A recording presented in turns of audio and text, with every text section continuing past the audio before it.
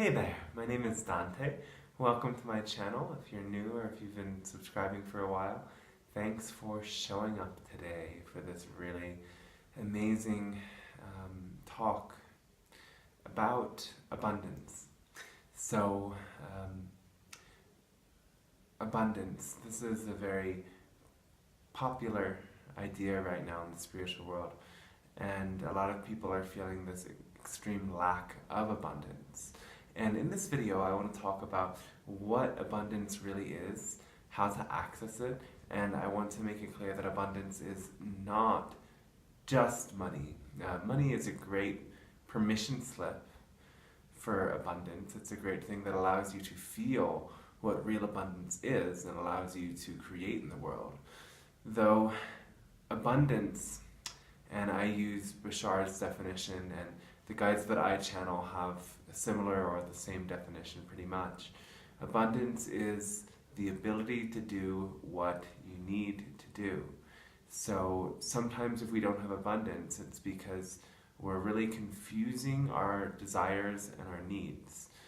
And they're both important, though our primary needs, which are beyond food and shelter, it is also to creatively express ourselves, to serve our purpose, to be connected to others, to have a wonderful place to be.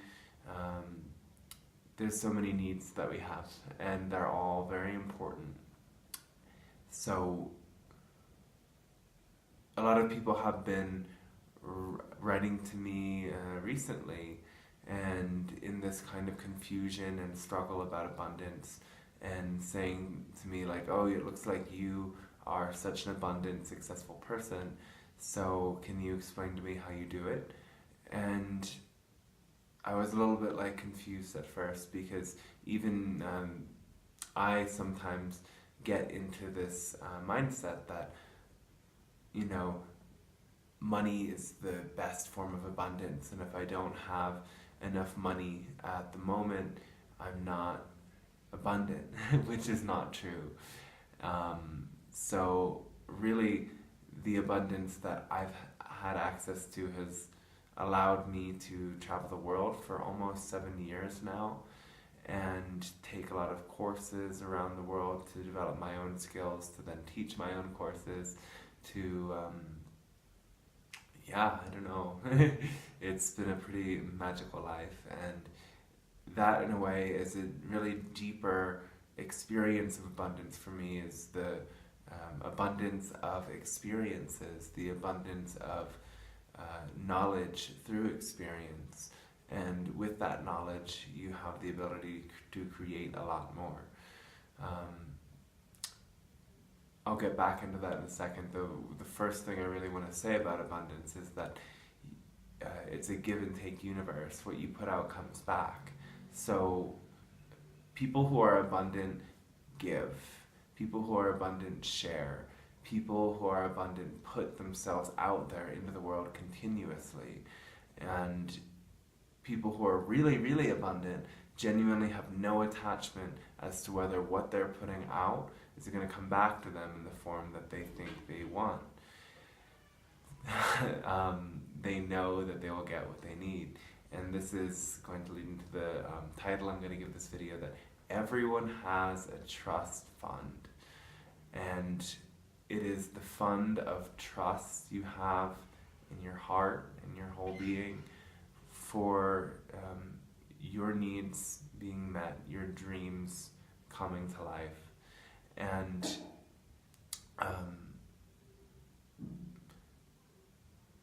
as I kind of woke up on my spiritual path, it was clear to me through doing energy work and exploring a lot of different spiritual ideas, that when you ask the divine or God or spirit or source, your true beyond self, your true nature, if you ask that for what you need, and you sincerely have that prayer and intention in your heart, it will come to you.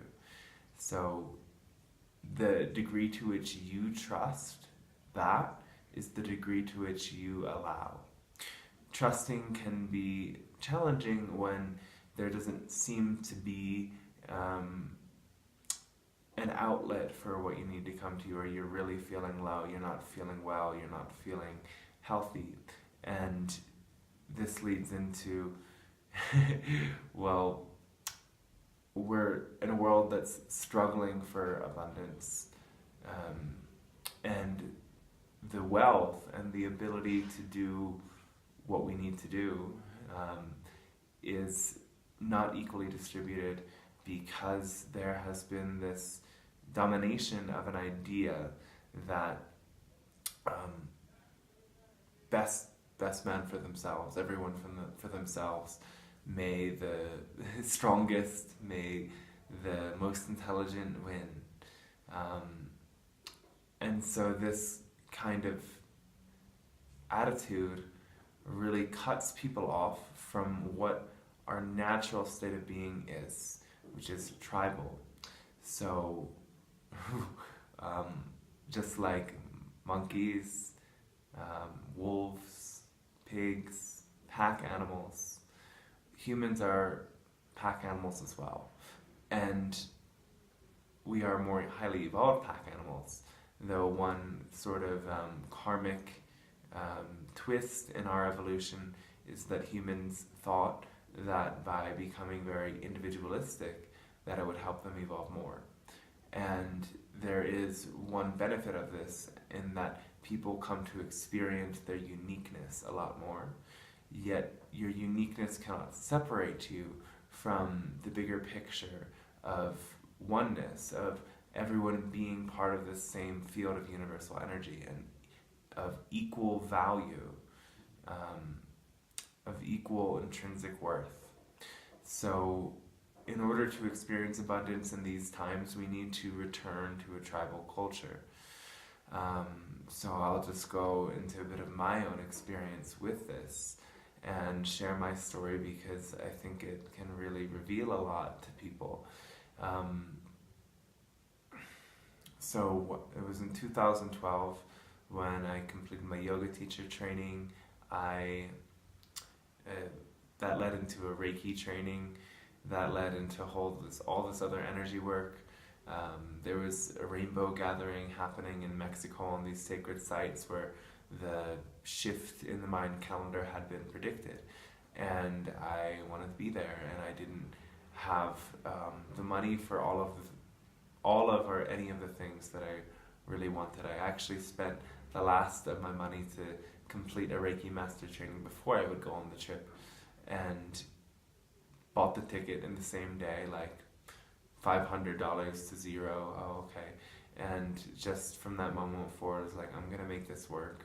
And really, like, I did like one day of a conventional job, and I didn't get the job. But beyond that, I was just doing healing work. I was selling things. I was praying. Like, I was sending Reiki. This was the way I understood it back then. Just send energy to your desired outcome. And I got gifts from the family of my friends who kind of understood what I was doing. It kind of scared them. They were just like, okay, here, you need something for this. And gifts from my own family. I got just, very early into my healing practice, I got a lot of clients paying like full prices suddenly, and a few, but it gave me enough to, start off on the journey. And maybe even a month into that journey, it was like, okay, all the money's gone. And then I had to kind of make it work as a healer in Guatemala at 21, where there was tons of people more experienced than me, and I just put myself out there and attracted the right people.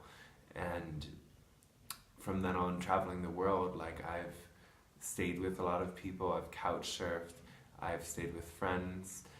Wherever I go, I trust that I find people and places that are really conducive to my growth. And this is a bit of a wild out there hippie lifestyle, but there's a lot that I've gained from that. And I'm getting to a point, I'm almost at my Saturn return now, almost 28, that it's like, okay, this has been really beautiful, though there's other limitations that come with that, and I'm choosing to settle down more, and we'll see where that goes. Though, through this journey, sometimes I've been completely broke, and I've had to just open myself up to support. I remember arriving in England once and all my money was gone in a couple of days, and then I was actually just asking people on the street for a pound or something to get on the train. At other points, a lot of accidents have happened. In India, all my stuff stolen on the first day, sick with chronic parasites, and that was the moment where I really began to see that I am hurting myself by not believing in this true idea of free sharing, allowing for the world to support me for no reason. Because another part of this very limited individual society that we live in is that people think that they have to earn their abundance, they have to earn their needs being met, when that's not true at all. All people are deserving of all of their needs being fulfilled always. And when you start to believe that in yourself, then it allows for more things to come to you. So yeah, it was in India where I was like, oh, I have nothing, and I just started, asking people on social media, friends of mine, if they could help me out. And that's how I got through that trip. In retrospect, I could have been maybe even more proactive about asking, because I didn't believe fully in the time. I just thought it would be just enough to get by would be okay for me, and that still left it being really hard. So it's been a process as well of raising my standards, and also of you have to give yourself the things that you really need, that are really good for you. So if we look at health food and say, oh, health food's too expensive, I'm just gonna buy the toxic food instead, or it's okay that I don't eat that health food, or it's okay that I don't give myself the thing that's really gonna help me heal because I just don't have the money. That mindset just keeps you where you're at. So I live in a way where I just spend the last of what I have on the next thing I need to do, because I really feel the importance of being fully here for everything, showing up fully for what I'm being asked to do, what I'm being asked to learn so I can share that, what I'm being asked to create and teach people. And it's an ongoing learning process. And this is a bit of a side note, but I really find that a lot of people in the spiritual field who act like they have surpassed the need to learn something new are really deluding themselves and others. For me, I feel the constant need to continue to expand what I know and what I'm capable of. And that is the priority, and I make that the very first thing that I go for. And I say to myself, I don't know where the money's going to come from, but I know it will come. And that's the trust fund, is that if you really believe that this is what you need to do and how you need to serve, because you're in the act of giving something to expand creation, creation will give something to expand you and allow you to be able to do it. So, what other thoughts on abundance do I have?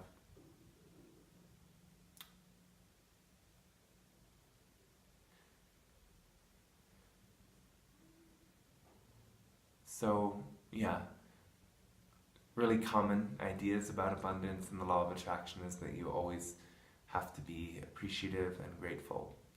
And this is indeed really helpful, and I've noticed that as it was actually in the India trip of mine where I found myself, because I was feeling so threatened to survive, so unhealthy, so threatened by everything, that it was hard for me to feel the gratitude for the beauty that was also there amidst it. And when I, in a meditation in a certain magical location, Oroville, experience this deep gratitude, everything changed for me. So we have to be able to find gratitude for all of the things in our life. And it's not just the positive and beautiful things we need to find gratitude for, it's the challenges as well. Because the challenges are what give us the greatest learning curve and the greatest ability to transform.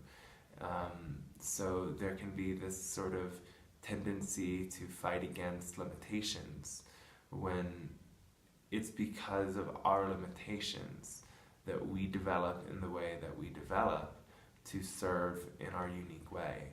So you have to have this new relationship with your limitations. And if your limitation is a lack of money, that lack of money is bringing you to find different ways to get what you need and to experience abundance in that way. It's bringing you to experience something much greater than wealth, in the financial sense, which is the wealth of connection with yourself and with others.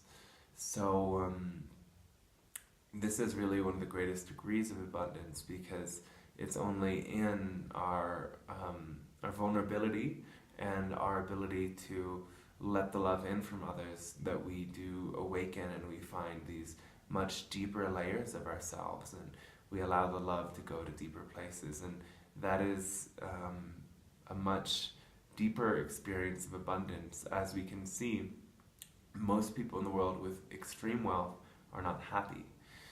And that leads to this other thought I haven't fully developed, but let's see where it goes.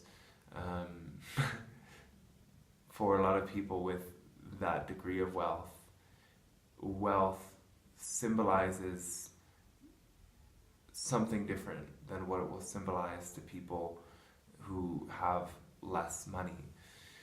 And money, if it is just seen as the ability to do what we need to do, an extension of that, not the thing itself, because we can do all of the things we need to do without it. There's people who prove that. That's not comfortable for everyone. That's a unique expression that's helping them to share that idea with the world. Though anyway, people with a lot of wealth tends to represent something different.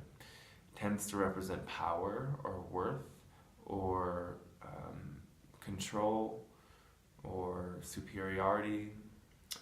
Now this isn't to say it's true for all wealthy people, though even in the spiritual field there's a lot of people with some kind of ideation of this degree.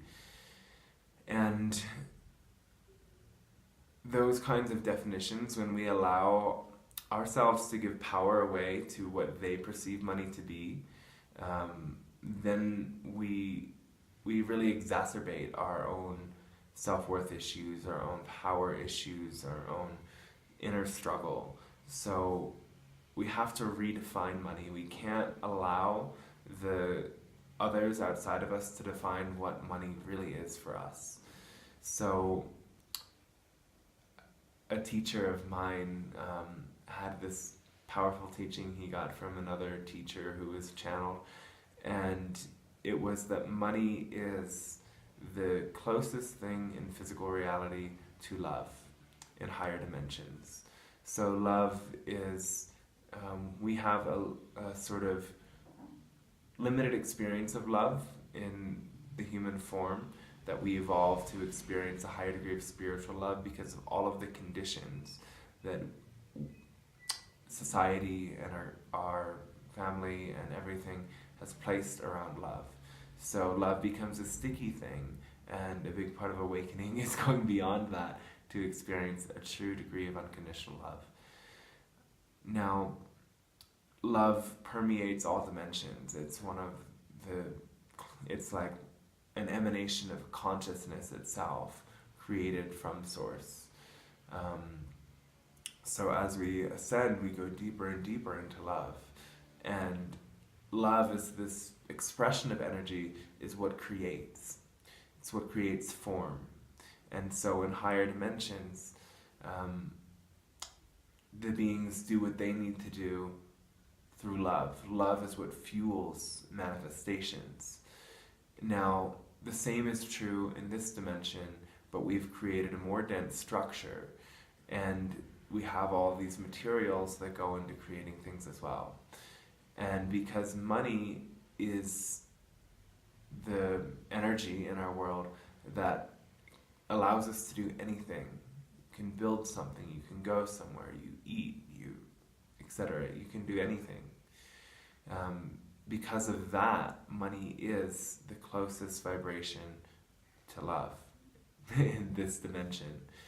And just like love, which has a lot of conditions around it, money has even more conditions around it because of the power structure, because of the secret societies, because of this, because of that. Now, the secret society thing really isn't so much of my story or my interest. It's good to be aware of the fact that there are forces fueled by dark separation-based energy that rule these financial structures. Yet, we have to, again, be able to clear associations between things. So just because they're using this energy of money in that way does not mean the energy of money is necessarily the evil things they're doing. Because with money, you can also do a lot to contribute to the world in beautiful ways. And a lot of humanitarian efforts are going to be necessary to change things in our world. So if you understand that, it's like the more money you allow yourself to have, the more you allow yourself to give back. Though money itself will never really seem real, and maybe it won't seem quite as accessible or neutral or easy if you believe that that is what you need to do what you need to do, if you believe that that is the only expression of abundance. And I see a lot of that, and I see a lot of just these different fears out there that people are having in the spiritual community. As you know, there's this, as we're all waking up, we're all called to do what our unique calling is. And people tend to get in the scarcity mindset. Oh, if everyone wants to do that great dream, there's not going to be enough for everyone, or I'm not good enough yet, or whatever it is. So we have to believe in a deep way in the intrinsic worth in everyone. And we have to believe that if we have something to give, there's someone out there who's going to receive it. And when you are able to have clear definitions of what you need and how you want to grow, the reciprocity will play itself out. And that's another thing I've noticed, just to touch upon in a second, is if I've ever been kind of giving too much of myself or giving without asking for what I need in return, that's been challenging, it's felt draining, yet also it has come back to me from another source. So that's just an expression of oneness. Whatever you put out comes back, and it may come back from another source. Just like Björk says in that song, all is full of love. You'll be given love, you'll be taken care of. Maybe not from the sources. You have poured yours. But you know, it's like, it does come back. Everything comes back. And again, trusting that, that's your trust fund. So, in order to put this to practice, notice and make yourself aware of what you really need to do. What is your truest passion? How do you want to express yourself? How do you want to connect to others? How do you want to nourish yourself? What is the best way for you to do that? And commit to it. Don't get so wound up in time. Of course, you want it to happen in the smoothest, quickest way possible. Though simply let go of that time dimension, because if you can imagine it, it's happening right here and now. And as you commit to it, believe that you deserve it, believe that it's going to expand creation, and allow for the means of abundance in order that will make you able to do that to come to you. And sometimes a really powerful thing to do is ask for it directly. I did crowdfunding a lot in the past. I may do it again when I have a bigger project or if there's a real need. And I think this is a really beautiful expression of what it means to come into a tribal society. That, there's no fear that if what we're doing is really of the purest service, that we can't do it, because we allow for the tribe, the global tribe, to meet everyone's needs. And that's where we're going. And that will lead us beyond money to experience a truer, clearer form of abundance that doesn't divide people anymore. So, I think that is a wrap. I think that was a good video. If you want to chat more with me about this, I do private sessions. My website is blissbeings.com. I am a channel as well, if you're new to this channel.